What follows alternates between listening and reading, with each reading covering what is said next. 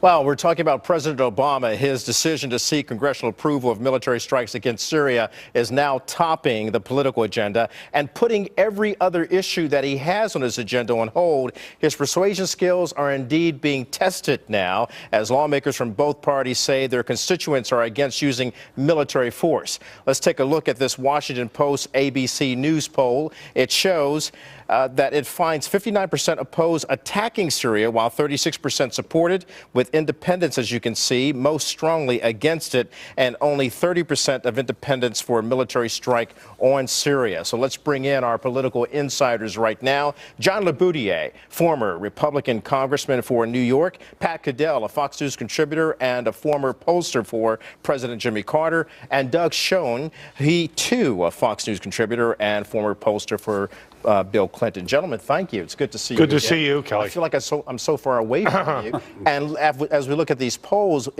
our difference between each other shows the difference between the president and members of Congress, it would seem. Exactly right. A wide divide. This is a hugely wide divide. And Pat and John, I know, will have something to add to what I'm about to say. But bottom line, there is a huge divide in America between ordinary opinion, which is, why are we doing this? What is it going to produce? And what is the benefit? And the administration, who has not made a case, which is why the president's going to go on all the shows and do the Oval Office address on Tuesday. And Congress, which is now starting to reflect public opinion, and I think the whip counts are showing a 6 or 7 to 1 margin against the attack. Pat, some of the margins are even wider depending on who you look at. 10 to 1 margin. No, well, and particularly in intensity. But if you look at Pew, you look at Ipsos. Look, the issue here, when you look at those numbers, is not just the independents. Look at the Democrats. The president doesn't have the support of the Democratic Party. Both parties are cracking over this. And what we see is not just the president, but we see a certain foreign policy leadership pushing this agenda against a country united from left to right against this, and intensely against it.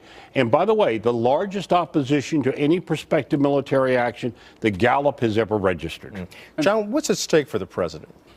A lot. If he were to have this vote take place in the Senate and House, and if he loses, and I say if he has the vote, because Doug and I, just before we went on the air, we are of the opinion that if he's going to lose the vote in the House, which I think today he would lose badly, he may withdraw this thing, because he doesn't want to lose. Because if he loses something where he puts all his credibility on the line, Kelly, his lame duckedness begins right away. And John, I think it's possible he may want, in his heart of hearts, to have to withdraw and say, I've done the will of the American people, and ultimately he'll be able to be for it without ultimately having to do it. Right. Yeah. Well, look, gentlemen, as you know, Pat, particularly, the president has said this is not about politics. Even Dennis McDonough, the White House chief of staff, said this is not about politics. Well, you know, Dennis McDonough could tell me the sun was rising. Look, we are almost at the anniversary of Benghazi. Here we are, 11 years after 9/11, we got Benghazi, which the anniversary will be Wednesday. To the day. To the day. And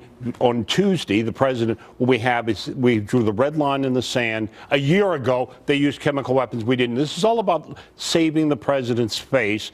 And this argument, suddenly after the disastrous policies, look, this president lied to the American people about Benghazi, as he did on the red line. He said, I didn't draw a red line. I think we have those tape. Well, we'll call for it right now. Let's listen to the president of the United States talking about that red line. Well, we're waiting for it. Well, I'm just saying the American people don't believe anything they're being told. Okay, it's ready now. Let's listen to the president. All right. Listen, basically, the president said that he didn't draw the red line, that the international community drew the red line, and he went on to say that if people don't step up to retaliate against Syria for this chemical weapon attack, it would be basically wrong for all of us to let them get away with it. The big question about this is, and we all have our opinions, how did we get here with Barack Obama as president of the United States, who ran, in effect, against George W. Bush and what had happened for 8 years? He has morphed into George W. Bush II. And John Kerry is Donald Rumsfeld. And they have created a whole nother wave of anger about questionable intelligence. Should we go to war against a country that has not attacked us and that is no threat to us? We're back in 2002 all over again, only this time it's a liberal Democrat who's ticking off everybody, and the Republican leadership up on Capitol Hill is on his side, just like the Democratic leadership 12 years ago was with George W. Bush. And the two parties are fracturing between the base and the leadership. You know, you're talking about the two parties fracturing. We know that Representative Elijah Cummings is basically saying that the president has to prove to the American people that there is a case for conducting a strike against Syria. Other Democrats are coming out saying the same thing. So the president has to not only sell this to the American people, which will happen Tuesday when he goes before the public from the Oval Office Tuesday night from the White House office at 9 p.m., but he also has to convince his own party. And they are really, really at a feverish pitch right now trying to get their own party to support him. Kelly, let me summarize what the stakes are. You're absolutely right to say that the Democratic Party is deeply divided and the president's credibility and influence with his own party, his own base is at stake.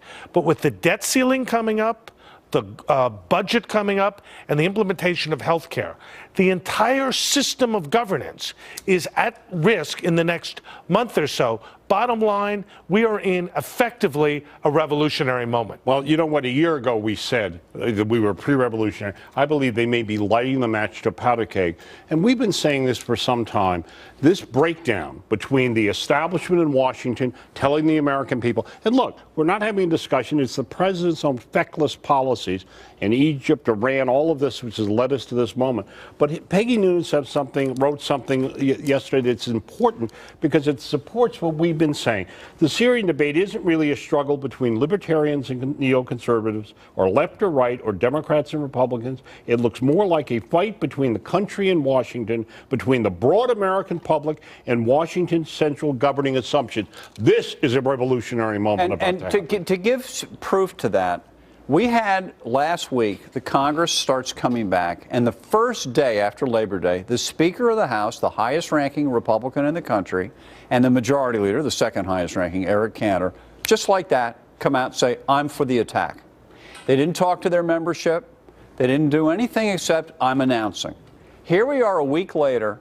Do you know, counting those two, Kelly, right, we have less than a dozen Republicans in Congress who are in favor of this thing. All right, you we got to hold it there. We'll come back and discuss this more because possible military strike on Syria, not too popular in town halls as we've seen, and we'll show you more of that. This is a disturbing video of the victims of that alleged regime chemical attack was shown by the administration to senators earlier this week in closed-door briefings as it argued for punishing the regime. And then I want to show you this newspaper here. Take a look at this. This is an article and a picture on the front page of Thursday's New York Times. It's basically raising the questions about the opposition.